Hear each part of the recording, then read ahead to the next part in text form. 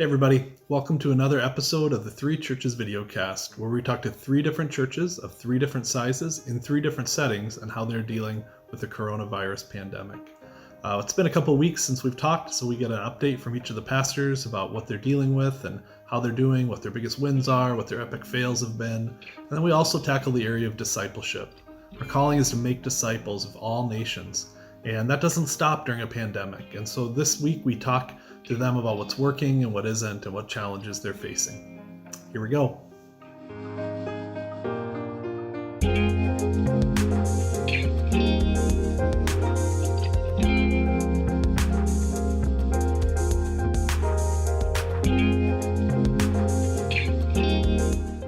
All right, welcome back to our Three Churches videocast. We've got our three churches here from three different settings, and we're going to jump right into this with our biggest win. Now, our category today is animated character best equipped to survive social distancing.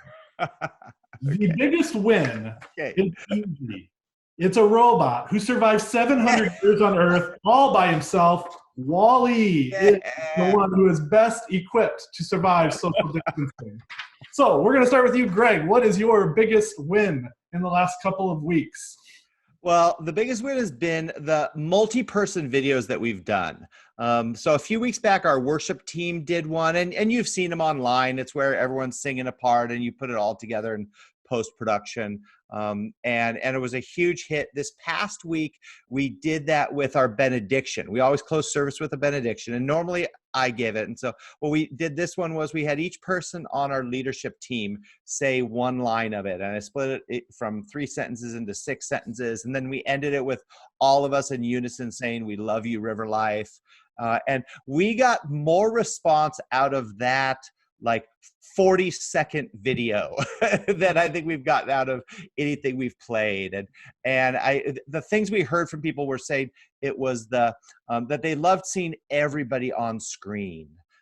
And yeah, so that was great. We've got a couple more in the works. We've got another song we're working on, and then we've got a graduation video that we're going to do where we're going to be virtually passing a graduation cap from one person to another. So like, you reach off screen, you grab a cap, put it on, say something, then pass it off to the next one. So those are 2 of these multi-person videos that people seem to really be loving. That's awesome, Greg. Nate Sickler, what about you? Biggest win? Ours is really similar. We've seen a couple of our videos that have been videos that are edited together home videos of people make huge splash. They've been stuff we've used in services, but then we've reposted them as individual videos online, and they get shared like crazy, and people are loving them. So those have been a huge win. Also, we right after Easter, we launched an alpha course online as a next step for people either who had just received Christ or who are exploring the faith and just trying to figure some things out. It's a great place for them to ask questions and figure some things out. And we're seeing some great connection into that, and some great retention at this point. We're 3 weeks in now.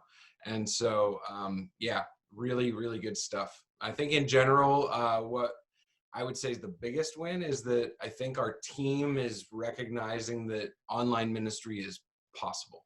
I think that's the biggest win, in the sense that there's opportunities and people will connect to things, and those things might look different than what we do in person. But if we put ourselves out there, there's opportunities. That's awesome. Nate Yoder, biggest win?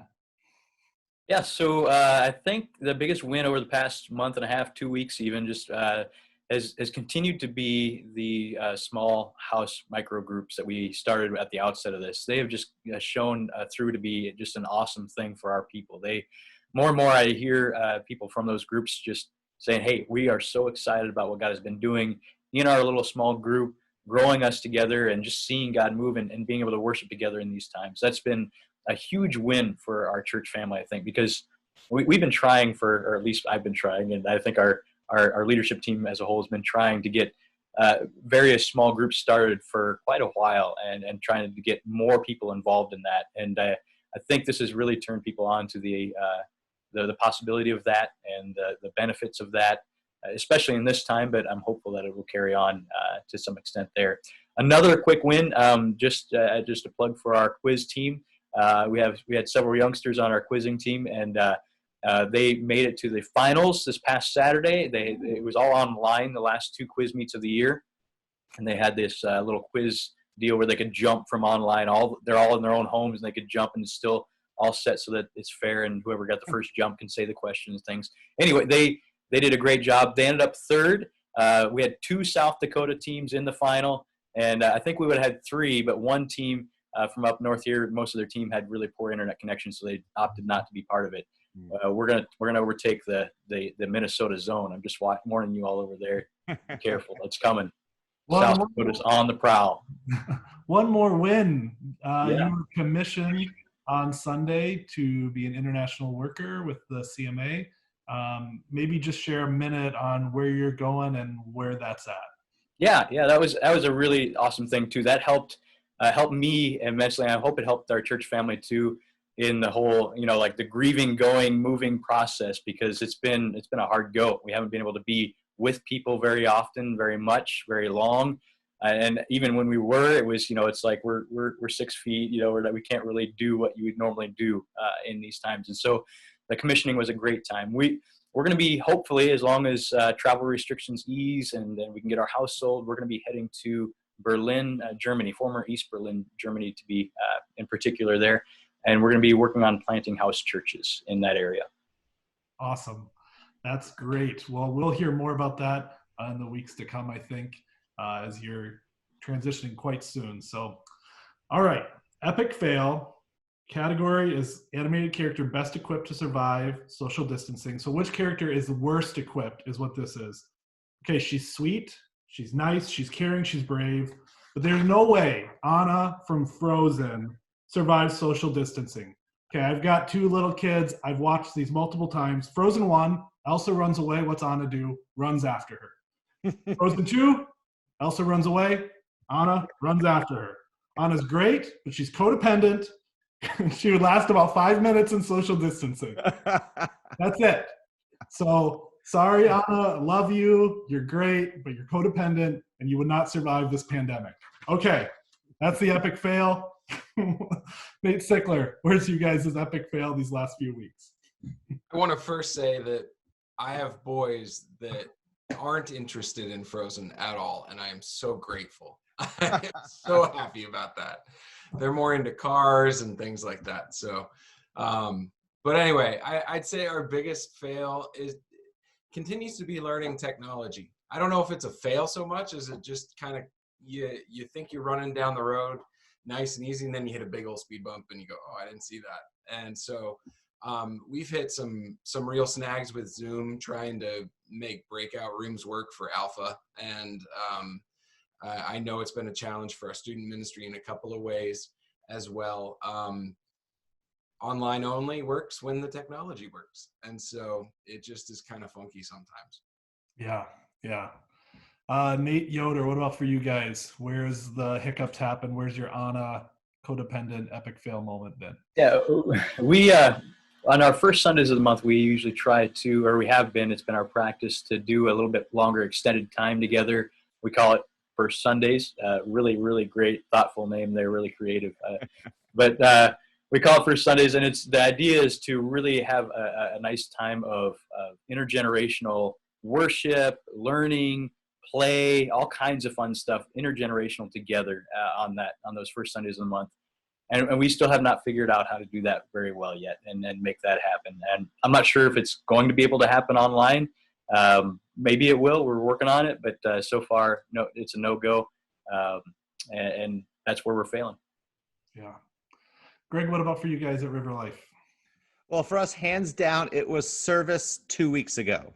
It was one of those days, and every pastor or worship team knows, like, about once or twice a year, everything goes wrong on one Sunday. And that was us. We had, on my end, we had 5 different things go wrong, all in the course of an hour.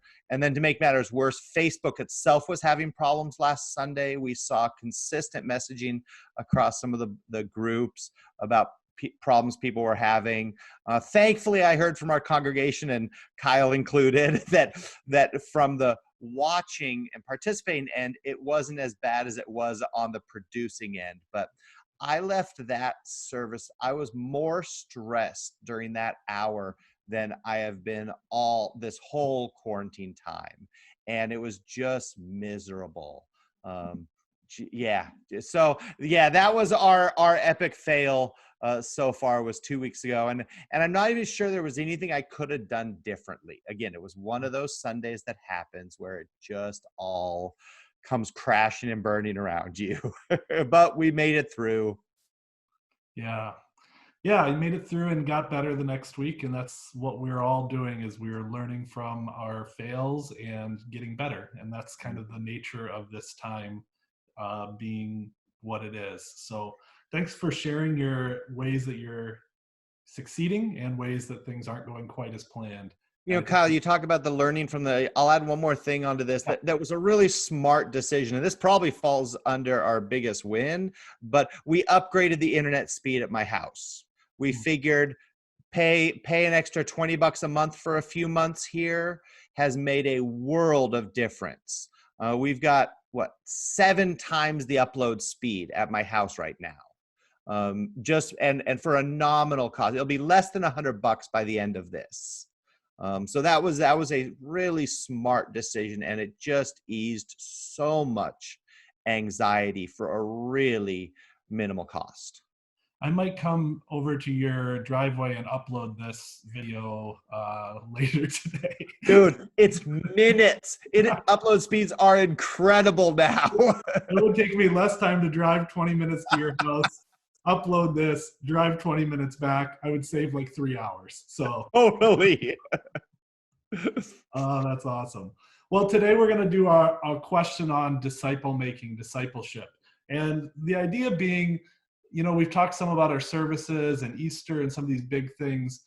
And the command Jesus really gave us is to go and make disciples. And we know our services do that to a degree, but we all in different ways have some level of intentionality we give to raising up disciples, raising up new leaders, and giving a holistic view of how people follow Jesus. And we're not trying to hit pause on that during COVID-19, but it feels like this is going to be harder than just kind of getting our services online. So I wanted to just hear what you guys are doing with discipleship, what's working, what's not working, and what you're trying, knowing that this is a harder question than just getting our as hard as getting our services are, having that real connection that we need in disciple making is even harder. So Nate Yoder, we'll start with you. What are you guys trying with discipleship? What's been working, what's not? I'll just kind of let you go here. Yeah, so it's not perfect, and we don't have full participation by any means, but we had a couple of what are called LTGs started up, life transformation groups, and we did not name that. That actually came out of a model from a book by Neil Cole called Ordinary Hero. And these LTGs are formed in like groups of 2 or 3 people only. And if you get to 4, you split and you start a new one. And the idea is that these are really all about a large intake of scripture. So you're reading like around 20 or more chapters of scripture a week. And then also prayer for each other and for the lost. So directed prayer for the lost. And then community with each other. Some of that is accountability, some of it's encouragement, some of it's just help and that kind of thing. But, you know, if you look through scripture, a lot of it, you know, when you're talking about discipleship, Jesus sent people out in 2s and 3s, often over and over and over again. And so this is such a great model. It's been really kind of neat for the ones that I've been a part of. That's what I was talking about before we got recording here. I was in one of those this morning. We have our one at 6 o'clock on Wednesday mornings that I'm a part of. But 2s or 3s are really easy to find time to meet together. It's not a huge group that, oh, well, it won't work for so-and-so and it won't work for so-and-so, but it works for me. 2 and 3 is really, really easy for that.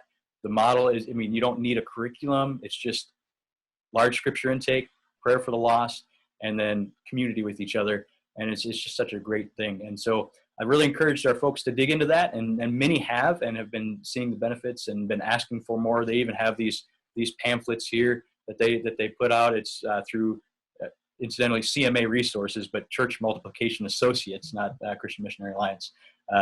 So that's been a really, really good help for us. We'll allow it this time. Good deal. So that's kind of where we're putting our main thrust into that.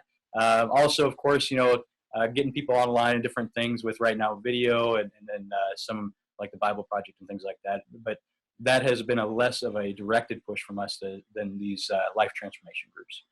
Yeah, I imagine the smallness of that probably translates better to Zoom than like a bigger small group environment of like 5 or 6 couples or something, where that gets a little overwhelming with the Zoom fatigue. But a couple people, it can feel a little more relationship oriented. Right, and actually here in South Dakota, things are starting to open up a little bit. So some coffee shops, and so people are starting to make those forays out, and especially 2s or 3s are a little easier with that because you can still maintain some distance and keep clean, sanitized areas and that kind of thing. But yeah, it's happening little by little, and like you said, the Zoom fatigue is far less with that. Cool, awesome, thanks, Nate. Greg, we'll come to you. What are you doing with discipleship? What's working? What's not? Well, I'll give you the answer, then I'll give you the real answer. So we've got 3 groups that are going right now, 2 of which were going strong pre-pandemic, and there's the doorbell. Okay, we're just going to ignore that.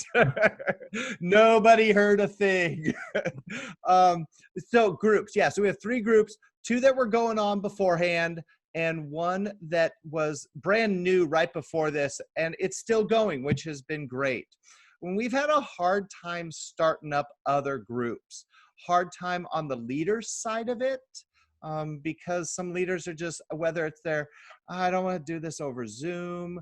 Some are, I'm working crazy hours right now. Some are just higher levels of anxiety these days. And so we've had a hard time starting groups up. In fact, we haven't started any new groups while the stay-at-home order has been going on. And so, yeah, so that's a big question mark. One of the other things that we're doing with semi-mixed, sort of success is we've been trying to think about how can we give people tools where they could disciple themselves. And so one of the things we've added into our service is some Bible Project videos. They've got a whole series on how to read the Bible. And we've actually gotten some pretty positive response, not an overwhelming response, but a pretty decent one from that. So we're thinking about maybe even adding some like weekly Bible reading challenges each week that goes along with the theme of the video that we showed during service that week. That'll take a little bit of work. But that's one of the things I'm toying with. We've also been doing some very participatory elements in service. So we have a scripture reading, and that's not something we were doing previously, where we've been going through the book of James and encouraging people to read out loud with us. And we've also been doing something that we're calling our read-along prayer. It's basically a corporate prayer. Again, not something we were doing before, but trying to get people used to some things that they might not be doing much of on their own. And one of the languages that we use with the Bible video or the Bible Project videos is we want to increase their comfort and confidence in reading scripture themselves. And so those are some of the things that we're doing, but then other things we're doing, like our kids ministry creating these little 5-minute Bible story videos that parents can use with their kids. And those aren't getting a whole lot of traction, and we're not sure why. So the other answer, the real answer besides the answer is we don't know. We don't have a good answer to this. And personally, this is really rattling me. As a pastor, as a person called to disciple, I've had to kind of own up to my own weaknesses in this. I'm a much better strategist and planner and programmer.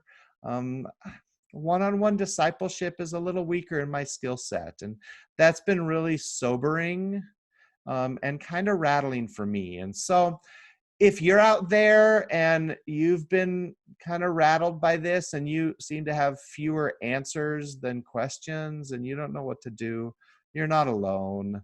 And that's okay. I'm trying to at least tell myself that these days. There's this great side effect that's going to happen that's going to be horrible in a way, but great. Is that when we're just kind of doing the things that are in our wheelhouse, we can really pay attention to the things we're good at. And we might miss some of the weaknesses of our church, of ourselves, and our own skill sets, of our own development. And so the best thing that can happen to us is that we can see, like, oh, this is the area where I need to grow.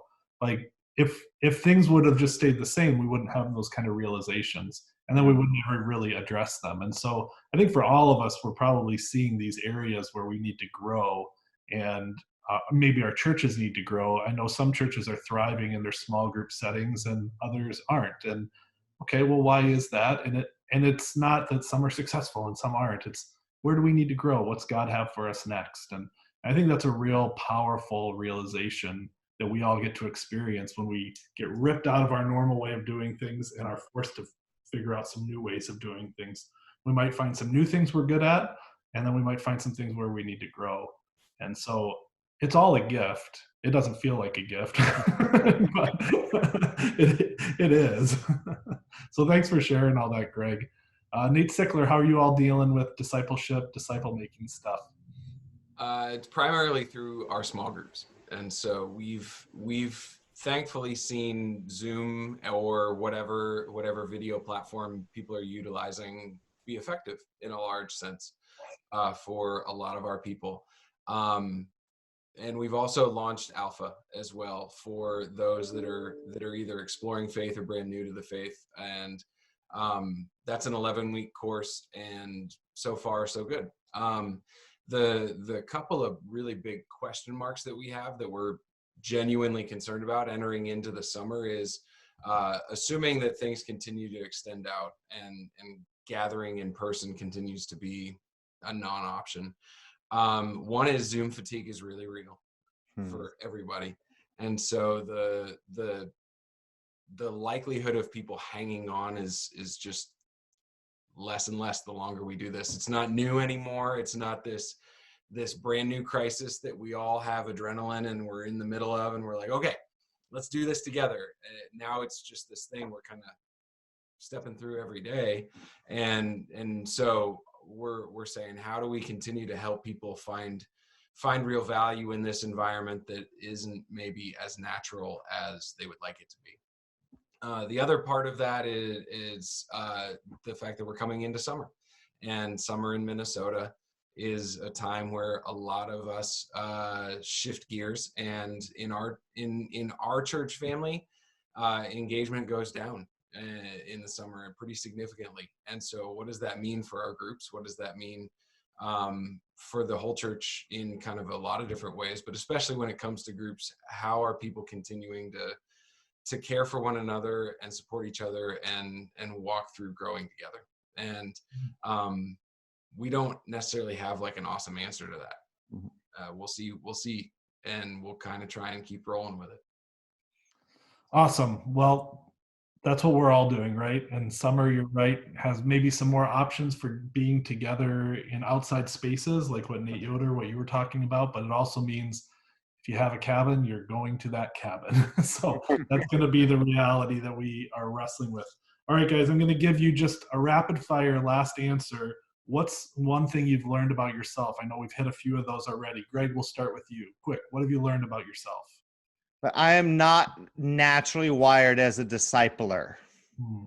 I'm a great corporate shepherd and planner and strategist, but I'm not a great discipler. And that's been really humbling. It's also created a lot of anxiety and self-doubt in me. Nate Sickler, what are you learning about yourself? I think that even though I've known it in my head, and we all know it, success isn't ultimately my responsibility. It's faithfulness. And the Lord's going to do what the Lord's going to do. And it's my responsibility to show up every day and be faithful with what he gives me. I know that in my head. At the end of the day, I like to see fruit and I like to be successful. I think we all like that. And so that's a wrestle on a daily for me. Yeah. Nate Yoder, what about for you? What are you learning about yourself? Can I answer as something that I already knew about myself, but I'm learning how to deal with in a really weird time of the world?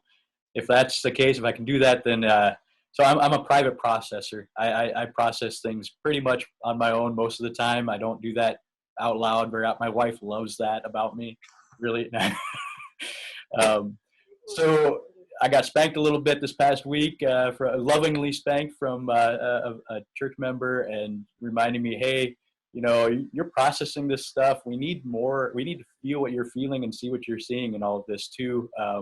As you process you're getting ready to go, and also all of this, you know, COVID stuff. How are you doing with it? And you know, my focus, of course, has been how do I lead them through this, because I wasn't expecting to try to lead the church through a world pandemic as I was leaving.